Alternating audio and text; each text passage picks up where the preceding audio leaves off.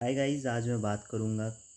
बहुत पहले की बात है। इन्फोसिस के जो फाउंडर थे नारायण मूर्ति, उन्होंने कहा था कि लोगों को 70-70 घंटे जो है काम करना चाहिए।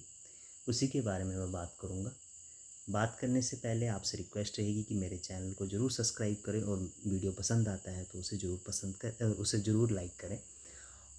मैं स्टार्ट करता हूँ। नारायण मूर्ति ने कहा 70 घंटे काम करना चाहिए। एक बात ये भी है कि भाई कंपनीज़ में जो एम्प्लॉयज़ हैं, जो फ्रेशर्स हैं, उनको अब ज़्यादा पे हायर नहीं किया जा रहा है। 3.25 लाख 2010-11 में भी उतना ही पैकेज मिलता था और 2024-25 में भी 2025 में भी 3.36 लाख हो गया होगा, 3.8 लाख हो गया। मतलब ज़्यादा फ़र्क नहीं है। अभी 15-20% का जो है एक इंक्रीमेंट आया। तो ये एक बहुत बड़ी समस्या आ चुकी है कि आईटी कंपनी में उस तरह से सैलरीज एटलीस्ट जो एंट्री लेवल पोजीशंस हैं उसमें बढ़ी नहीं। ऊपर से अब ये बातें कही जा रही हैं कि 70-70 घंटे आपको काम करना चाहिए। और आप देखोगे कि भाई जहाँ पे लोग मतलब कि बहुत ज़्यादा काम कर कर के वैसे भी 70-70 घंटे का 12-12 13-13 घंटे भी आईटी कंपनीज़ में काम होता है।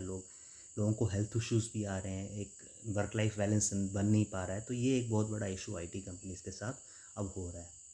अब टीसीएस भी अभी खबर आई टीसीएस की कि वो भी अब जो मतलब एक बेंच मतलब कि बेंच पे रखा जाता है जब कोई काम नहीं होता, वो भी कम कर दिया है। मतलब 35 डेज़ की 40 डेज़, ऐसा मतलब न्यूज़ आई थी टीसीएस की। तो ये बहुत बड़ी समस्या है। फ़िलहाल तो मैं इन्फोसिस के बारे में बात करता हूँ। इन्फोसिस में अब ये बात तो नारायण मूर्ति ने कही कि 70 घंटे काम करना चाहिए। कुछ हद तक बात उनकी सही भी है। सही इसलिए क्योंकि ये इन्फोसिस ने गवर्नमेंट्स की बहुत सी वेबसाइट्स बनाई हैं, है ना। आप नाम मुझे याद नहीं आ रहा है उन वेबसाइट्स का, लेकिन बहुत सी इन्फोसिस ने वेबसाइट्स बनाई हैं। वो वेबसाइट्स इतनी क्रैश होती रहती हैं कि पूछो मत। वो आप ओपन ही नहीं कर पाओगे। बार बार उसमें मेंटेनेंस इशू आता रहता है। कुछ भी आप अगर कोई सपोज़ करो कोई भी आप वेबसाइट खोलना चाहते हो, कोई भी मतलब कोई वेबसाइट है, सरकारी वेबसाइट है, आप अगर आपको उसमें कोई भी अकाउंट वगैरह वेबसाइट है, उसको मैनेज करने के लिए इन्फोसिस को ठेका दे रखा है। तो वो वेबसाइटों में थोड़े थोड़े इश्यूज़ आ रहे हैं। जब ये सब चीज़ें होंगी तो जाहिर सी बात है कि भाई सरकार भी बोलेगी भाई कि आपने ये सॉफ्टवेयर बनाया है, ये तो खुलता ही नहीं है। तो जाहिर सी बात है वो तो सॉफ्टवेयर इंजीनियर्स को ही बोलेगा कि भाई इसको ठीक करो। और उस वजह से हो सकता है कि इसलिए वो कह रहा हूँ कि भाई 12-12 13-13 14-14 घंटे काम करो, क्योंकि वेबसाइटें सरकारी वेबसाइटें ओपन होती नहीं है। बड़ा मुश्किल से मतलब उसमें बहुत प्रॉब्लम्स आ रही है और मेंटेनेंस इशूज़ भी आते रहते हैं। तो जाहिर सी बात है कि इन्फोसिस को जो भी मतलब प्रोजेक्ट्स दिए जा रहे हैं सरकार की तरफ से, जो भी मतलब ठेका दिया जाता है या फिर कोई भी टेंडर दिया जाता है कि ये आपको वेबसाइट या ये आपको सॉफ्टवेयर बनाना है, तो वो सॉफ्टवेयर ही ढंग से चल नहीं पा रहा है। तो ये एक बहुत बड़ा इशू इन्फोसिस के साथ हो रहा है। तो जाहिर सी बात है सरकार भी कह रही होगी कि भैया कुछ करो, इसको ठीक करो। तो ये बहुत बड़ा इशू। तो इस चीज़ में इस चीज़ को इन्फोसिस ने जो है वो ठीक नहीं किया। तो ये इश्यूज़ हैं।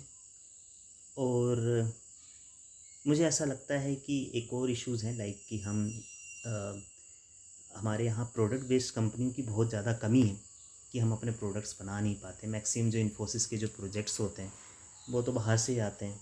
और जाहिर सी बात है कि फिर अब बहुत से लेऑफ्स भी हो रहे हैं। इन्फोसिस कंपनी है उनका, आप देखोगे अगर आप इन्फोसिस के शेयर देखोगे वो उसी में स्ट्रक हैं। अगर इन्फोसिस के शेयर मतलब उसी रेंज में ज़्यादा लोगों को प्रॉफिट भी नहीं हुआ जिन्होंने इन्फोसिस में पैसा लगाया था। तो जाहिर सी बात है इन्फोसिस को इतना प्रॉफिट नहीं हो रहा है। बहुत सी आईटी कंपनीज के साथ क्राइसिस में है, बट इन्फोसिस शायद हो सकता है कि उससे ज़्यादा क्राइसिस में होगा। तो उस वजह से भी अब माइट भी सब जो एम्प्लॉयज़ हैं उनके ऊपर प्रेशर आ रहा होगा, प्रेशर डाल रहे होंगे कि भाई आपको काम तो करना पड़ेगा 70-80 घंटे। तो ये एक इशू आ रहा है आईटी कंपनीज के साथ। और फ्रेश हायरिंग्स हो नहीं रही हैं। अभी हाल फिलहाल में भी इन्फोसिस ने क्या क्या किया आप जानते हैं कि बहुत से लोगों को मैसूर के कैंपस से धक्के मार के जो है बाहर निकाला, जो असेसमेंट जो है थे वो क्लियर नहीं कर पाए थे, क्योंकि ऐसा कहा गया कि जानबूझ के जो है टफ़ क्वेश्चंस डाले गए। तो ये एक इशू आ रहा है। और इन्फोसिस जो है वो ज़ाहिर सी बात है रिक्रूटमेंट कम हो रही है, प्रॉफिट मार्जिन्स अच्छे नहीं आ रहे हैं, तो वो तो अपने एम्प्लॉयज़ को कहेगा ही कि 70-70 घंटे काम को। और दूसरा यूएस से भी प्रेशर है, क्योंकि अब वहाँ पे भी अब एआई वगैरह भी आ रहा है, तो ज़ाहिर सी बात है कि अब क्योंकि एआई का भी डर था, तो उस वजह से भी कंपनी के जो मार्जिन्स थे, प्रॉफिट मार्जिन्स थे, वो नीचे गिर गए। तो ये सब चीज़ें, हालांकि इसमें मैं अगर सही से अगर पॉलिसीज़ को कंपनीज इम्प्लीमेंट करती हैं तो बहुत सी समस्याएं हल हो सकती हैं।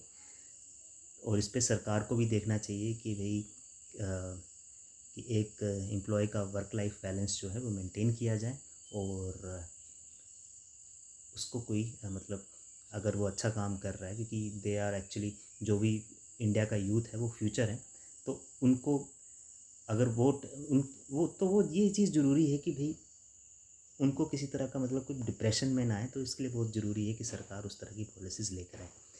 तो यही था वीडियो। इन्फोसिस में जो नारायण मूर्ति ने कहा कि भाई 70 घंटे काम करो। वीडियो कैसा लगा तो ज़रूर आप वीडियो को लाइक करें। और हाँ, एक और बात है, वीडियो लाइक करें और चैनल को ज़रूर सब्सक्राइब करें मेरा, सो दैट मैं कुछ अच्छे अच्छे वीडियोस लेके आऊँ, रोज़ मैं वीडियोस बनाऊँ। वो मैं तभी बनाऊँगा जब मेरे सब्सक्राइबर्स बढ़ेंगे। Thank you.